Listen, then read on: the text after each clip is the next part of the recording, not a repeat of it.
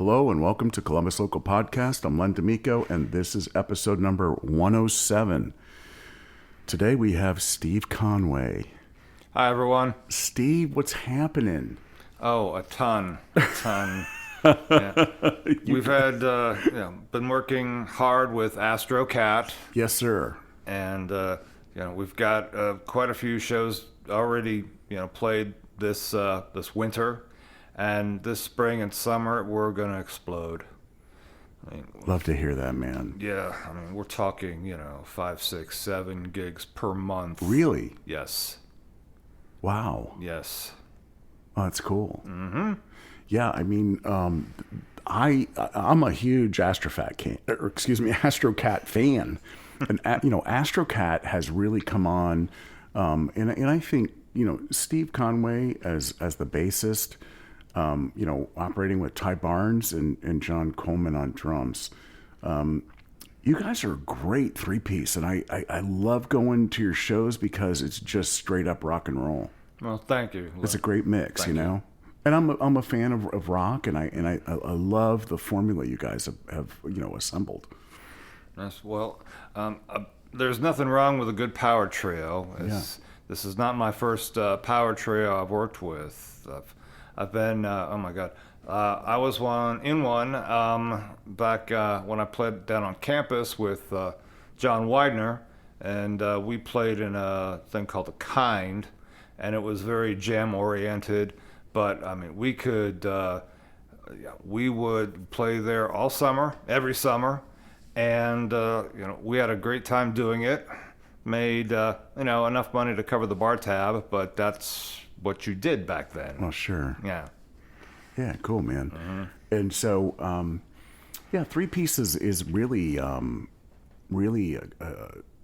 for you for the material you guys are doing. It's just really cool. It's fun. It's a fun show. Love it. And I love the fact that I love the mix of players you guys have.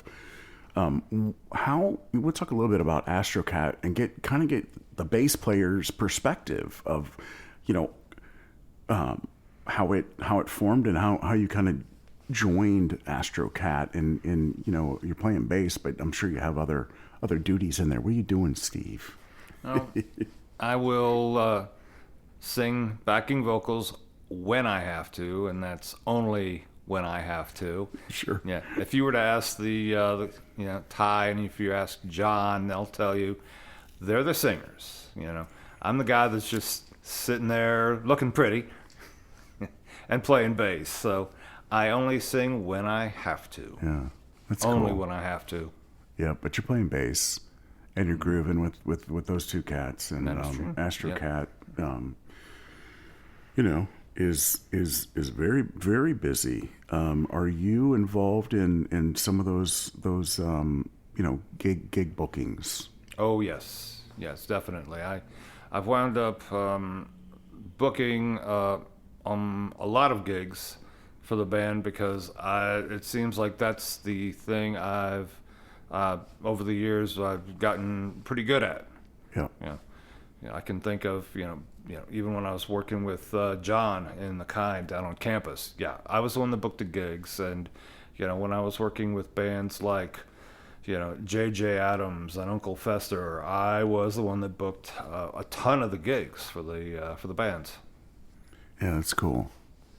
You got great connections in town, and I think they know that you're involved in good bands. There's a reputation that gets earned, and so getting the gigs is always a good thing to help out when you're in a band. I've always thought that's good to hear you leveraging those skills that you've developed over the years. So speaking of which, Steve, how did music start for you? Like, did this happen for you? How old were you when you kind of got involved in music as part of your life? I was a teenager, and I think a lot of people wound up the same way. They started, getting into music and expressing an interest into music when they were kids, young kids. Some earlier than teenage. Yep. Okay, I got started with music early on, probably 13, maybe 14 years old. My parents went to a a church auction, and they had this old Fender, 3/4 size bass, and this old tube amp, which they picked up for like $50. No way. And said, "Here you go, son." Really? Yes, that's what happened. And mind you, my brother was already playing drums. He started when he was 8, and he was badass. That's the best way I know how to describe him. And when we were playing out together, John Widener and my brother Gary and I, Gary was as good or nearly as good as Rick Martellino, in my opinion. Wow. Yes.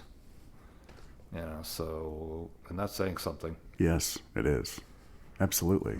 Because I've played with Rick too, and he's badass too. He's a badass drummer, no question. I've never played with either one of those gentlemen that you mentioned, but Rick, being in the presence of Rick, yeah, no question. So, yeah. And Gary is your older brother? Younger. Is he younger? Okay. Yeah.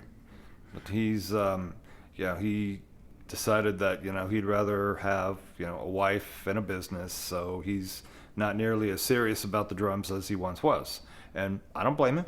Yeah. I don't blame him. Everybody has to do what they want to do. Yep. So. Yeah, I agree. But nice shout out to Gary Conway. Yes. Drummer. Yes. And a nice compliment. And a nice compliment to Rick. Very. Yes. Hope you're listening, Rick.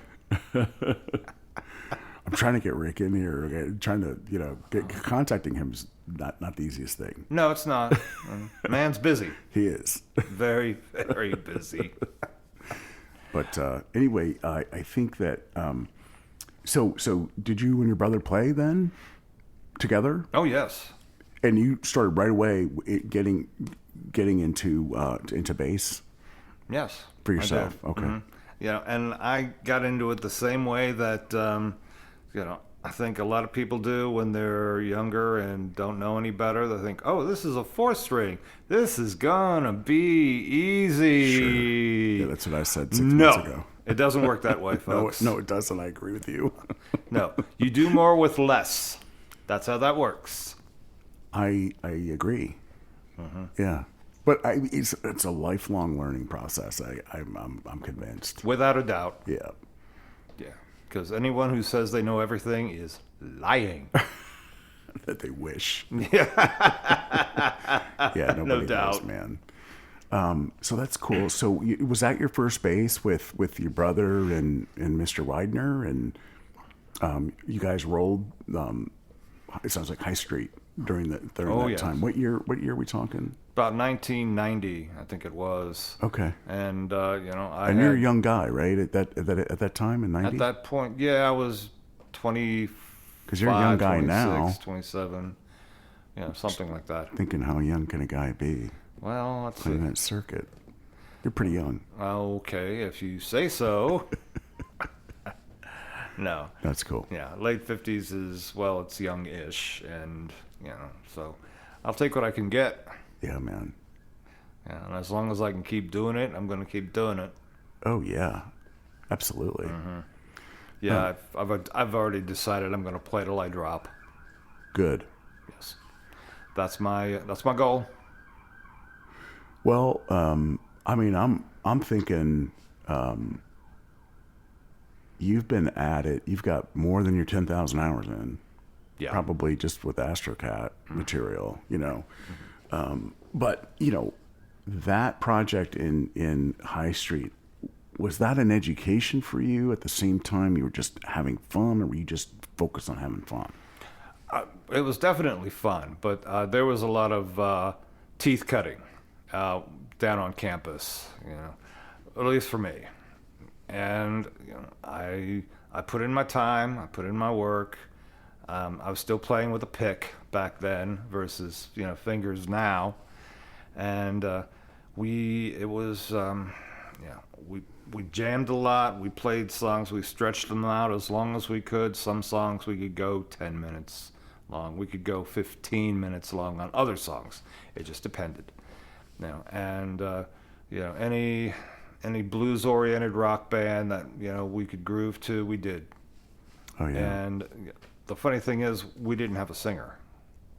There was no singer in The Kind for a very long time. We, as we were getting the band ready to play out, um, we had tried out people, to sing for the band, and none of them were really any good. And that was a shame. But we were at the point where, we're going to get gigs here soon, and we all look at each other and we say, you know what, F it. We're going to go out and we're going to play and we're going to jam. And nobody cared. They loved it. Right. I just want to hear you play, man. Exactly. Just entertain us, man. Let us enjoy the weekend, relax, and listen to live music. Exactly. Yep. Exactly. Because it's all about live music. It's funny, too, that you say that. It's all about live music, because I feel that, that has been a part of my life for a long time. Good. Probably before I realized it.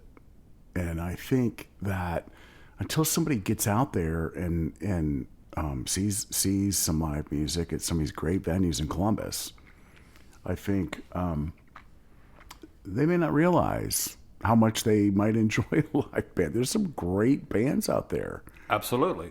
And there's some great people that make up these great bands, and you might be working next to one of these people at your day job. That's true.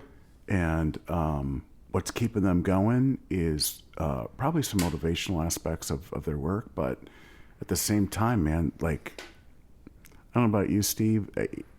I there are times in my life where I consider myself a guitar player, with a day job versus the other way around. Or some level of balance in between that made sense with all the stuff going on in your life. But at the end of the day, it's what you just said. It's about live music.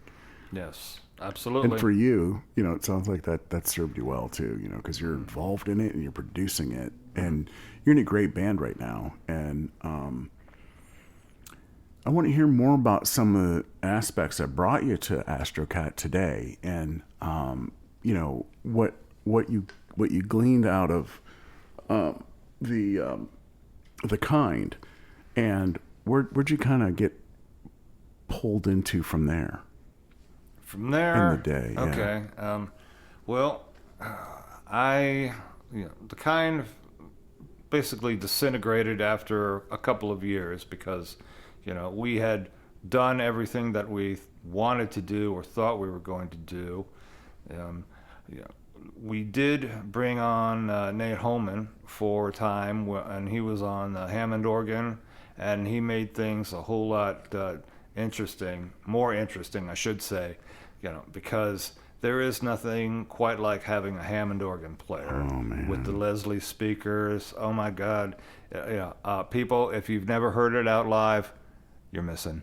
You are missing out. You really are. Yeah. But we had Nate on for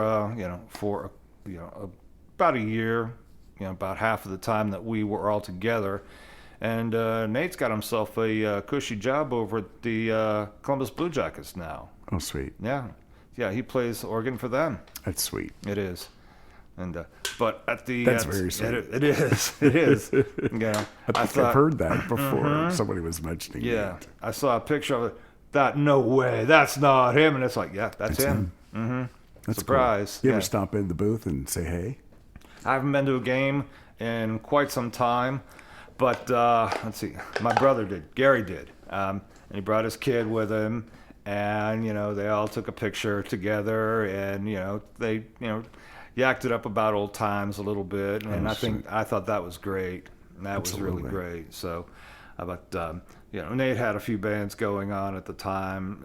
John was working on another project, and unfortunately, I was trying to get some steady work, day job stuff, and it just wasn't there. So I moved. I moved out of town. I went to Annapolis, Maryland. And I played out with an original band out there. I think it was called the Stumbling Dice. It was a twist on an old Stones tune. The title was, and but yeah, we played a handful of original material, and played there. Played out in Baltimore as well, and you know, had a good time doing it. And then from there, I bounced from Maryland to Ohio, back to Maryland, back to Ohio, and yeah, funny how that works. But sometimes you chase the jobs. Sometimes it's kind of how life works. Yeah. But when I wound up in Cleveland, that was a lot of fun. You know, I found out that Cleveland has a really good, or had a really good, blues scene up there. You know, they had the original music and everything like that, but they also had a great blues scene. And I hooked up with some of the bands out there and some of the bass players out there, because we were all just kind of, we were all like, yeah, let's have some fun. And that's how that was for a couple of years as well. And that was about the time, that was about the time that the Indians went to the series. They went to the World Series about the same time I was there. So a very fun time. It was. Cleveland is a great place to be when the weather's good, and when the weather's bad, horrible place to be. As the weather off the lake will cut you to pieces. Oh, for sure. Yeah. Are you familiar with Armstrong Bearcat? Armstrong Bearcat. It's a very popular band in Cleveland area. He's It doesn't ring a bell right now. It's no problem. Just curious. All right. No. Friend of mine's friend plays in that. Oh, cool. Yep. Nice. Still, there's been a long running Very nice. band in Cleveland area. Yeah. But anyway, for you then, so a lot of the Cleveland blues scene for you during that time. Yeah. What brought you back to Columbus then? Let's see. Work? Work. Yeah. Because it was always work. Because I knew I was at a spot where, I can always get a band. I can always, whether it's a blues band, whether it's a rock band, I can find somebody to play with. And sometimes you went to the jam sessions to meet up with people, and we've all done that. Oh yeah. And so it's fun. It's a lot of fun. You meet some decent people, and you meet some people that you have no interest in playing with as well. You take the good with the bad. Oh yeah, for sure. So, what year then did you come back to Columbus and get involved with the next band or music project? Had to be about 98. 98. So okay, late 90s. Mm-hmm. There's a good rock scene, blues based rock scene too around that time in Columbus, Ohio. Mm-hmm. That sounds right. What'd you get involved in? Let's see. The first band I remember hooking up with, believe it or not, was called the Firebird Band, and that was with Tom Cash, formerly of Black Leather Touch. He was doing a side project with a couple other people, and somebody told me, hey, you should go check these guys out. So I did, and they gave me a song list and said, learn these songs, and we'll all get together and start gigging. That's how it happened. And one of the things I've found out over time is that if you're serious about somebody coming into your band or joining that band, and they ask you ask them for a song list, send it, give it to them. It's don't leave them hanging in the wind like that. It's just being polite. Sure. Absolutely. There have been plenty of times I've said, hey, I'll help you out, give me your song list. Never hear back. Never hear back. I mean, two hands worth of bands I can, think of or remember. I'm not going to give names of anybody. Oh, that's cool, man. Yeah, I don't want to do that. No, I get you. Well, part of what the podcast is, trying to let folks see who's there, who's out there, and you got an interesting story, Steve. I mean, so far we've learned a lot about some of the bands that you've been in, some of the folks you've been able to work with too, that are still active like yourself, and people you're working with currently are experienced players and been at it for a while. High quality and making sure that what we're delivering is the best we can do. And I think that for you in the early 2000s, reaching out and trying to get what other tools did you get influenced in getting involved in music projects? Were you a MySpace person? I was originally. I think we all were at one time. And so we listened to what was out there. There was also, I think, GarageBand.com was out there too, which may or may not still be out there. And then it kept going on. Band Mix, and then you had Instagram, and you had Spotify, and all the others that have some have come and gone. Some of them are still with us, and that's a good thing. Oh yeah. And and most musicians still use Facebook because that's what you use for to market your band or your songs or your people. It's and I mean this in the nicest possible way, but it is a necessary evil. Oh yeah. Yes, I mean shameless self-promotion all day long, man. Yeah, yeah, it is. I mean, the stuff you're in, people want to. I mean, if they're following you, they want to know. If they don't, if they're, they don't want to see your post, they're not going to follow you anymore. No, they won't. They'll just keep scrolling. But they're seeing it though. But social media is definitely a good avenue for all that you talked about. Oh yes.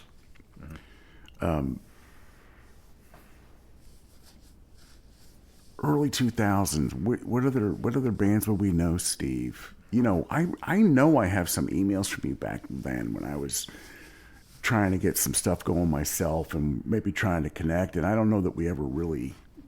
I don't even think we met at an open jam or anything and played anything together. But I know you were always active and have been. You still are, obviously. But what other bands were you involved in? How'd they come around for you? Well, let's see. I was after I got out of the Firebirds band. That was about the time I hooked up with the guys in Uncle Fester. That's a great fun time. Yeah, it was. Let's see. Jeff Randall's probably the best singer I've ever run across. Nice. So and a good guy. So and. I also ran into some good drummers like Jeff Cerati. He was a good drummer. Yep. Linda Doctel is a good drummer. Also a good all-around player. She can play just about anything. Oh my gosh. Yes. And her hubs, Kerry. Yeah. He's a good percussionist and a good dude. Yeah. We literally just saw them beginning of this month. They came out to our gig at. I think it was the Vale Bar, at the casino. El Dorado. Cider Downs. Cider, either one. But so we got to catch up and see how everybody was doing and everything like that. And I've been meaning to go check out Linda's new band, but they're playing out on Buckeye Lake a lot, so it's hard for me to get out there. Oh yeah. Unless I'm gigging out there, so. But I definitely want to, take the time to see her new band because it's supposed to be really good. Yeah.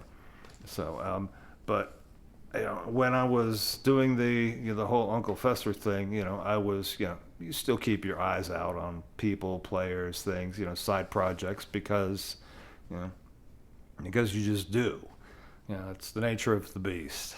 There's nothing you can. There's nothing you can really do about it. Yeah. It comes with the territory. Oh yeah, I suppose. I don't know. I'm learning. Yeah. But I like the fact that you've always been willing, right? You're willing to help. You reach out, and that's good stuff. Uncle Fester was a great band that had a lot of fun, classic rock and roll. Yes. I remember seeing you guys at India Oak a lot. That's one of my favorite venues in Columbus area. Really? For various types of bands, it really is a good entry point for folks that are wanting to play out and have a good product that, fits that hometown venue that's got the best Italian sub in the tri-state area. They do have good food. I will give them that for sure. Yeah. It's not a paid promotion, but I do like that place. Yeah. Yeah. Well, if they were really smart, they'd send you a couple of subs. Well, we'll see how this thing evolves. Yeah, exactly. Right now, I like the fact that it's grassroots and it's real, and there's no biased influence other than kind of who I encounter along my way. Yeah, It's a diverse community, though. There's all kind of music going on in Columbus. That is and absolutely I'm trying true. to represent in the podcast too. Yeah. But Uncle Fester, man, that was a kind of a nice explosive rock and roll experience. Yeah, 70s rock, basically. Yep. Yeah, and it was, we were really good at what we did, music-wise. And I think one of the reasons why we liked it all so much is because there were a lot of bands out there that were doing the 80s, tribute type stuff that, everybody wanted to hear or, hear again, put it that way.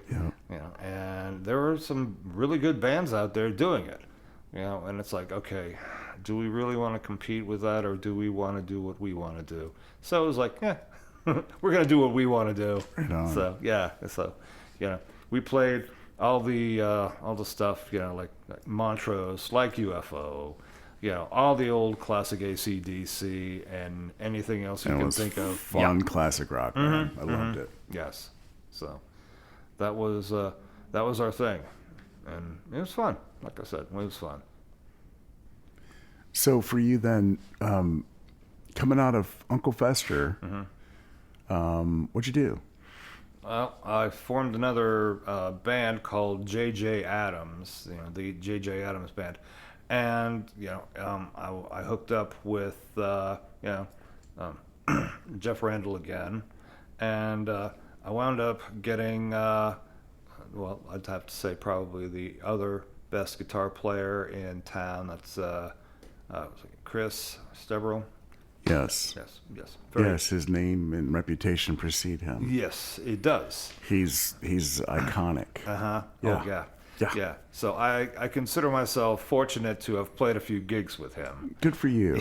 Is Yeah. he doing anything now that you're aware of? That's a very good question, Len. I'm not certain. I don't know if he's doing anything local, if he's doing anything, but he's a giant. He is. Yeah. He may or may not be doing something with Project Alcazar. That was Sure. his and Matt Stone's little on again, off again project.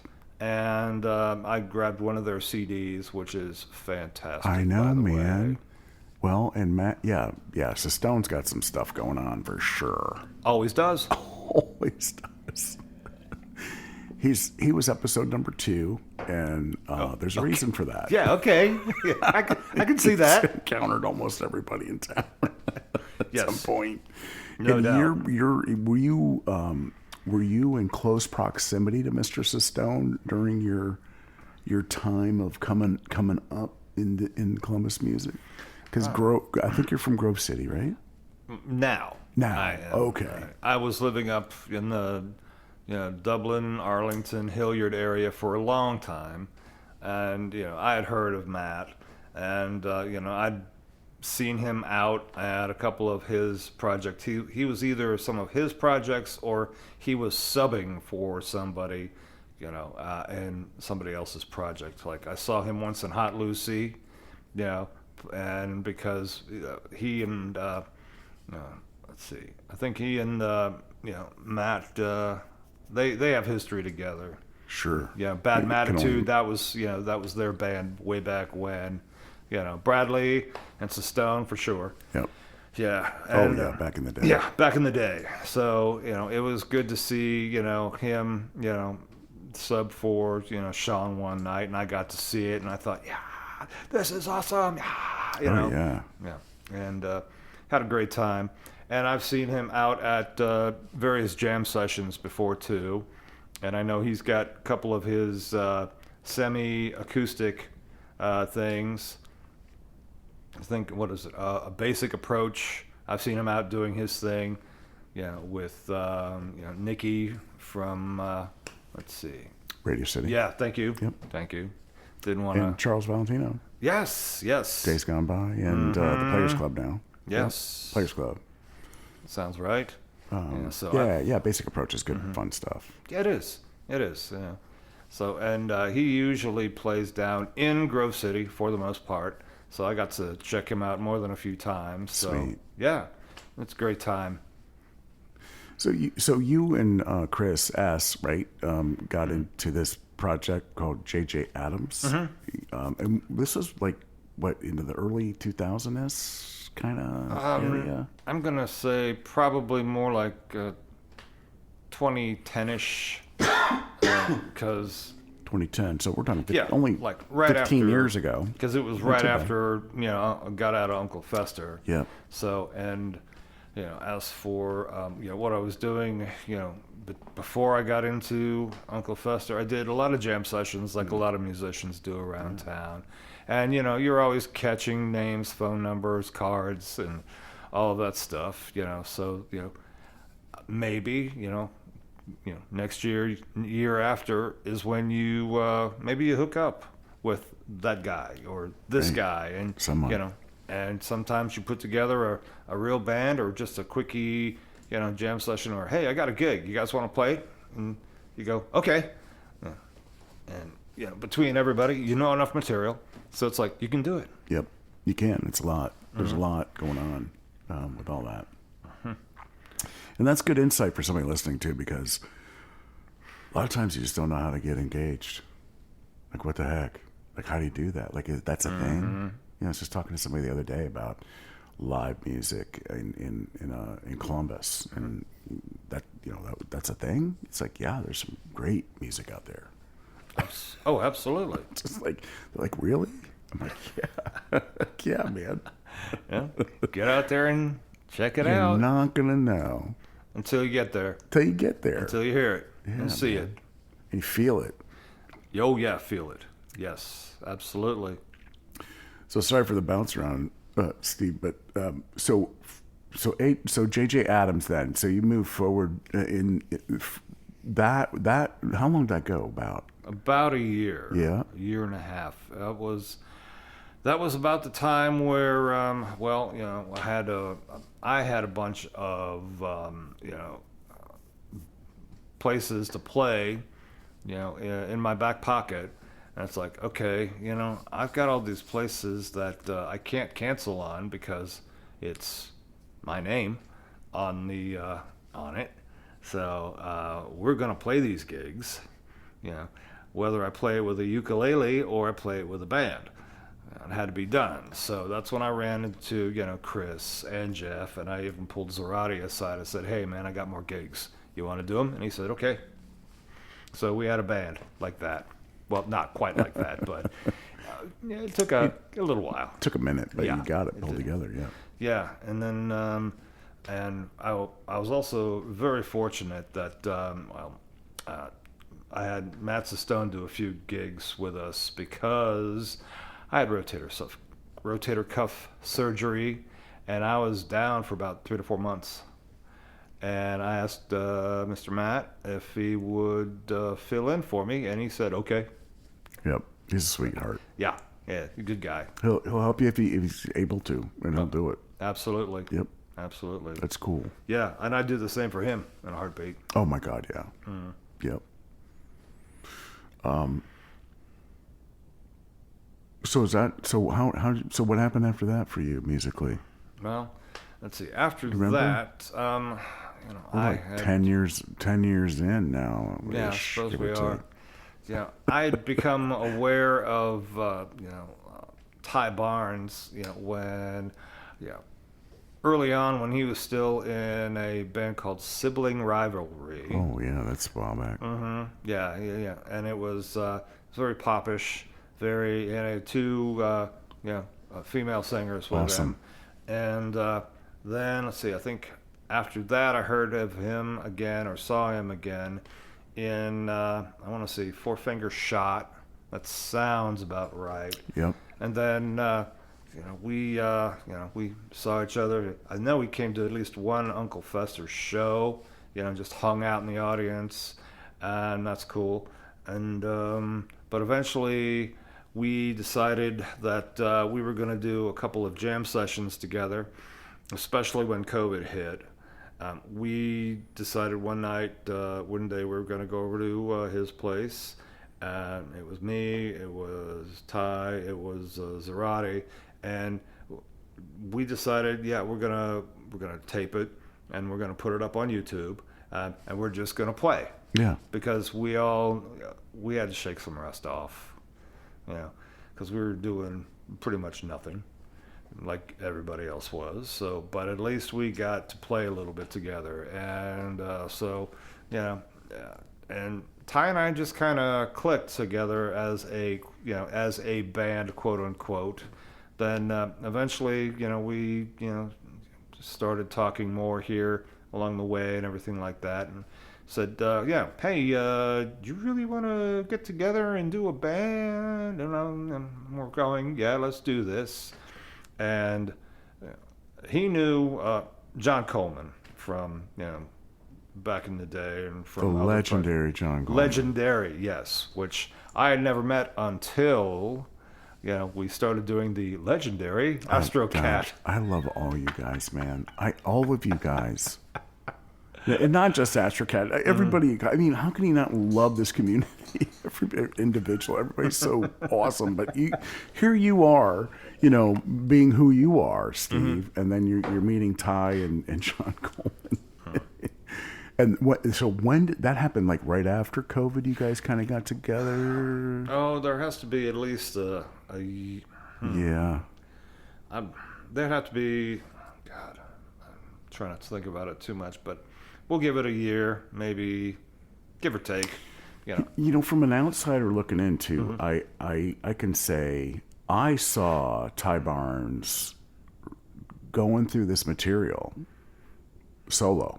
Acoustic, out there with Keegley doing the open jams and doing.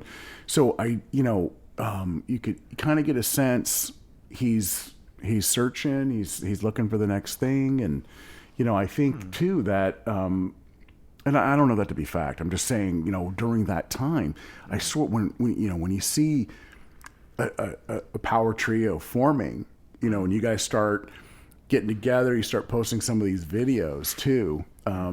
I think that it's fun to see that coming around, and you see the iconic essence of these people getting together, and it's like, wow, because for you then, you're jamming with these guys, you're adding your value to what that power trio is happening, and how were you feeling at the time you guys got together the first time? No, it felt good. Yeah. You had to shake the rust off a little bit because I should have hit that note. All right, got this riff. It's like, but the bones were there. So we were happy that we could all still play. Well enough to record it. So that was our. I think that would have to be our initial. Open the door to, the makings of Astro Cat. Now, we brought in some other people here and there, and just, we tried and we tried and we tried, and then eventually, we landed, with the right people at the right time. And once that happened, it took us probably between 4 to 6 months to nail the material down enough to play our first gig, which I think was Fender's. Yep. Was our very first gig. And, I remember it well. Yeah. And and we've just, haven't looked back. We've kept going. and kept getting better. At least we think we have. So, we're. I think from the time that Ty was doing them acoustically to the time that I think you guys were kind of baking your songs, and that first gig at Fender's, you guys were again honing your set list and your show, pulling it together and wrapping it around the whole product that is Astro Cat. There's a whole brand there. There's a whole I think product that comes with being an Astro Kitten, right? What's that all about, Steve? Who invented the Astro Kitten? All right, the Astro Kitten. That was, I have to give credit to Ty for that one. He was the one who decided that, these cat's ears would look great on women, at the bar, at wherever we're gigging. So, the bartenders and the barmaids got theirs first, and then anyone else who wanted one, they said, okay, here you go. Sure. And, oh, you want one too? Okay, here you go. So that's how that worked out. I like the product though. I like that there's merch and there's fun and there's a sense of Astro Cat community, and it's really part of all the marketing and all the fun that comes with your band, and it's a good example of what's possible. I appreciate that, Len. Really do. That's fun to see you guys. So Astro Cat's been rolling about 3 years now, if I'm not mistaken. No, 2. Just second 2. year. Second This is year. our That's second right. year. So you got 2 years in, and you're about ready to explode in 2025. Power trio, lots of great rock and roll across the board. The fun set list, and I think honing, Astro Cat is the frequency management of each of your instruments. Because I got to tell you, who are you guys working with sound wise? Let's see. That would be Nate. Go ahead. Nate Glass. Yeah. Yeah. Nate. He does he does it for us, and does a good Is job. he exclusive for you guys? No, he does. He does other bands. Yeah. But when you guys need a sound man, Nate's pretty much your guy, right? First call. Yeah. Gotcha. Nice. Mm-hmm. Yeah, that's a good guy to do. He does, and I got to say, when he does Astro Cat sound, you know it, because it's frequency managed, and it's so freaking awesome. Because it's real good. It's real good stuff in the experience of live music. The Astro Cat show is a lot of fun with the Astro Kittens and you guys. It's what it's all about. Yeah. We like the Astro Kittens too. Just so you know. But the three titans of Astro Cat making this music is really the show, and that mini community too of the Astro Kittens, and I think you're drawing a lot of attention. It's fun to see it happen because you guys put in the work necessary to rehearse, be well oiled, on top of the fact that you're all experienced musicians.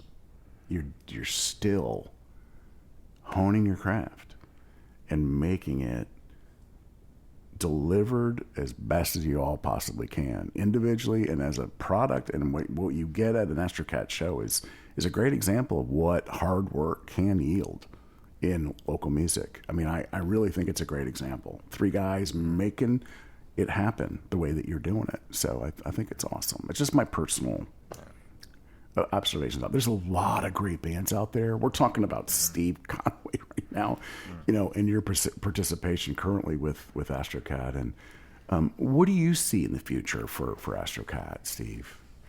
Well, if we play our cards right, there's always the option of throwing a couple of original songs out there, because I've written, I know John's written, I know Ty's written as well. So, together, who knows what next year will bring? We might throw some originals out there. That's cool. We may also be, gigging around the state, and I mean all around the state. Very cool. You know, that's a possibility too. You know, and you know, personally, I have no problem gigging all around the state. Yeah. Absolutely. Because I've learned something you know, over the years is, you know, when you get outside the big three cities here in Ohio, yeah, the people love live music too, and they really like it to see a good band. Yeah, they do. And they appreciate it a lot. Yeah, and I really, you know, individual practice is one thing. Band rehearsal does become important when you start looking at those goals that you're talking about. You guys are seasoned. You've been at this. You've got your show well honed, and you're going to ramp into this 2025 with a vengeance. Not a vengeance, but with vigor. How about that? With vigor, okay. That's a better V word for this situation, right? Because Right. there's no vengeance here. This you're going to go after this with a lot of energy and a lot of passion. True. And it's the result of all the hard work that you guys know can yield, you know, the good rewards that are on their way for 2025 and beyond. Hopefully for you all. Hopefully. It's great. It's great to see, man. Congratulations. Well, thank you very much. Yep. What else do you do musically, Steve Conway? Well, let's see. Primarily bass right now, but Primarily go ahead. bass, but I do have, you know, an acoustic guitar at home. I also have an electric guitar at home. You know, a small, you know, basically a recording, you know, either a 4-track or an 8-track that I use to, you know, put some demos down. You know, when I have a moment or two to, you know, write down a song that I've written, you know, or scratch a few lyrics down, and then you try to come up with a decent, you know, riff to go around it. Now, and that's, you know, fine. So some of the demos I've had for, you know, a while. Some of them are newer. But I'm also, you know, well aware that I can't carry a tune in a bucket. You know, I know I sing very little in Astro Cat, but that's okay because, you know, Ty is a great frontman and a singer, and John is a great singer as well. So I just stand back, I play, I listen to these guys, and I go, oh yeah, they got it going on. They do. They do. Yes. And I'm with you because I can do gang vocals, you know, when you know, in a band, and I do actually sing a couple of rock songs. I can, you know, if somebody needs a couple of songs in the band, I can pull off a couple, but they're not going to be crooner tunes, you know. So you're probably in the same boat I'm in, where you're, you know, not really a vocalist, but you love to do what you do, and you contribute the best that you can with what you have, and it's a lot of fun when it comes together. I could probably do stuff like yeah. You know, that's as good as it gets. You know, and I'm sure you could too. I'm not going to do that right now, though. But why not? Because it's Steve Conway's episode. Oh, okay. All right, fine. That's cool. All right. Have you produced your own music? No, I have not. No, it's enough for me to, you know, play bass, play guitar, write a couple of songs, you know, record a couple of demos, which, you know, sound halfway decent, but, you know, as far as really well-produced music, no, haven't done it yet. Yeah. Maybe later. Yeah, that's cool. It's good to hear. Who do you go out and see, Steve Conway, these days? 2025. Here we are in March. Okay. I know you're going to be busy this year, but I've seen you out.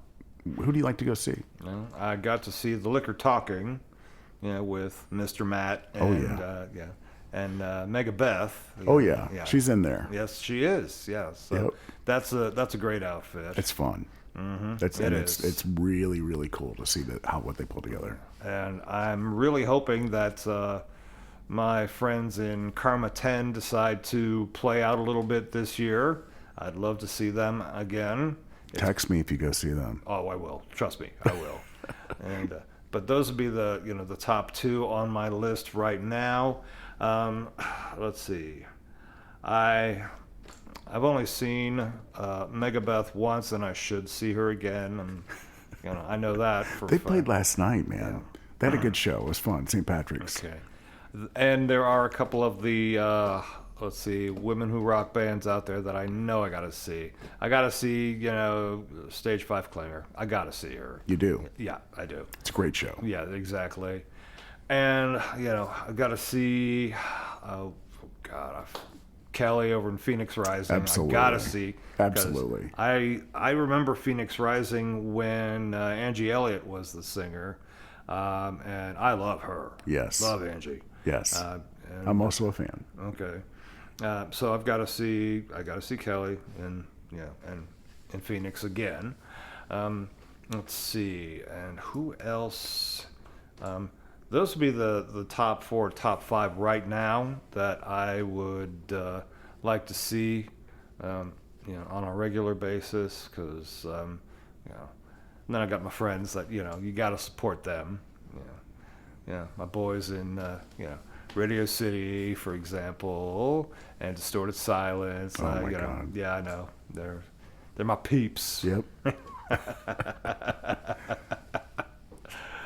Long-term players, man. Oh yeah, All of them. all of them. So, Cool. I'm looking forward to the 1 or 2 nights I have off to go out and see one of these guys. Yep. Yeah, I definitely want to see one of the bands because we all know that free time is hard to come by, Yep. and if you get the chance, you go out, you see your friends, you see another band, you support the community. That's important. Yep. It is. It is important. That's good to say. Good to hear you say that. Anything else you want to leave your podcast episode listeners with, Steve Conway? Steve, yes. Okay. I'll just say this again if I haven't said it already. If you don't or haven't come out to see live music in a long time, do it, because there's nothing quite like the sights, the sounds, and the feels of live music. So, get out and see a band and enjoy yourself. And have a great time with it. Exactly. All right, man. That's good. That's good advice. Good advice. And check out Astro Cat as maybe one of those first gen, because it's a good one. And the bass player, say hello to Steve Conway. Hi, everyone. Episode number 107 on Columbus Local. Steve, thanks so much for making the time, man. Hey, anything for you, Len. Appreciate it, sir. Okay. And looking forward to the next Astro Cat that I can make it to. A fun show, man. And I wish you the best, too, with that. And we're going to bring episode number 107, Steve Conway. Thank you all for listening. Bye-bye.